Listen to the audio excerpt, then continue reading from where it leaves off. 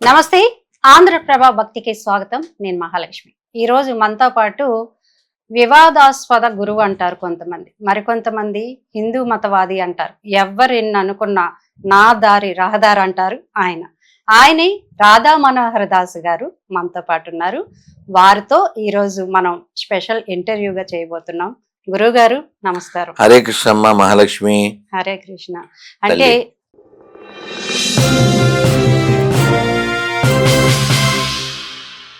Last time ఒకటి అడిగాము గురుగారు, అది బాగా వైరల్ అయింది.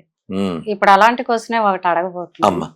మనకి నెక్స్ట్ ప్రధాని ఎవరు అంటే ఇంకా 3 ఏళ్ల తర్వాత హిందువులు దృఢంగా ఉండి ఈ దేశాన్ని కాపాడుకోవాలి అనుకుంటే ఒక మంచి హిందువే ప్రధానిగా ఉంటారు. అంతే అంతే. కానీ మొన్న అసదుద్దీన్ ఓవైసీ ఒక స్టేట్మెంట్ ఇచ్చాడు, హిజాబ్ ధరించిన స్త్రీ ఈ దేశానికి ప్రధాని అవుతుంది.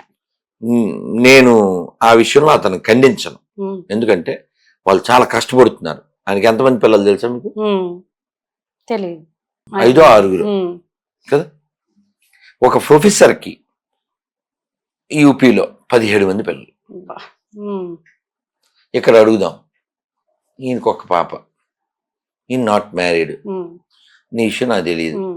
ఒక్కరు ఇది 1 2 3 4 మగవాళ్ళని అడిగాను. అందులో 2 పిల్లలు ఉన్నారు. ఒక ఆయన పెళ్లి కాలేదు, ఇంకొక ఆయన ఇంకా కనలేదు. మనం ఇలా ఉన్నాం. ఇలా సింగిల్ గాళ్ళు, సింగిల్ని కన్నవాళ్ళు అంతా జంగిల్లోకి వెళ్ళాల్సిందేగా. ఈ ఎంగిల్ బ్యాచ్ పెరిగిన తర్వాత. అవునా? మహారాష్ట్రలో మున్సిపల్ ఎలక్షన్స్ అయినాయి.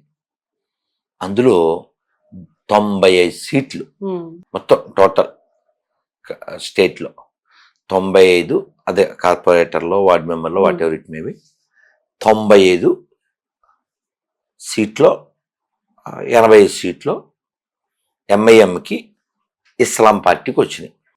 అంటే వాట్ ఇట్ సైన్స్? దేనికి ఇది? ఏమనుకుంటున్నారు? ఇంకో పార్టీ గెలిచిందా? కాదుగా. It's demographical change. అంటే ముస్లిం పాపులేషన్ పెరుగుతుంది. పెరిగితే ఏముంది? 1 more పాకిస్తాన్, 1 more బంగ్లాదేశ్. మరి కరెక్ట్ అన్నప్పుడు నువ్వు ఉమ్ము వచ్చాపోసింది తినచ్చా? నువ్వు వాళ్ళ భయ్యా అనొచ్చా? సిగ్గుందా? ఎవరు మారాలి? మనం మారాలి. అంతే. కాబట్టి అసదుద్దీన్ తప్పు పట్టక్కర్లేదు, అక్బరుద్దీన్ తప్పు పట్టక్కర్లేదు. పాపం వాళ్ళకి ఫార్ములా ఉంది. వాళ్ళ మతం పుట్టినప్పటి నుంచి ఆ ఫార్ములాను ఫాలో అవుతున్నారు. మొన్నాడెవడో గుళ్ళోకి, కట్టమైసం గుళ్ళోకి వెళ్ళి ఎరిగాడు. వాళ్ళ విధానం అది. 1000 ఏళ్ళ నుంచి వాళ్ళ విధానమే అది.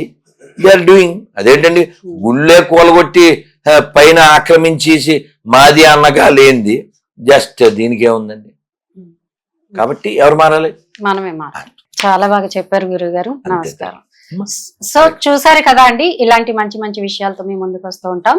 చూస్తూనే ఉండండి ఆంధ్రప్రభ భక్తి.